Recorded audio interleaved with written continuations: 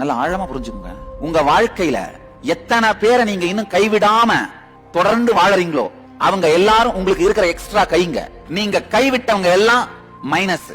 இது வாழ்க்கை கணக்கு. நல்லா போட்டுக்கோங்க. உங்க வாழ்க்கை லாபத்துல ஓடுதா நஷ்டத்துல ஓடுதான்னு எப்படி கணக்கு பண்றதுன்னா, நீங்க கைவிட்டவர்கள் இதுக்கு மேல இவரோட ஒண்ணும் பண்ண முடியாது அப்படின்னு கைவிட்டவர்கள் நம்பர் எல்லாம் போடுங்க. எத்தனை பேர் கைவிடாம இன்னும் தொடர்ந்து அவங்களோட ஒர்க் பண்ணிட்டு இருக்கிற நம்பர் எல்லாம் போடுங்க. அதாவது நீங்கள் கைவிட்டவர்கள் பட்டியல், கைவிடாதவர்கள் பட்டியல்.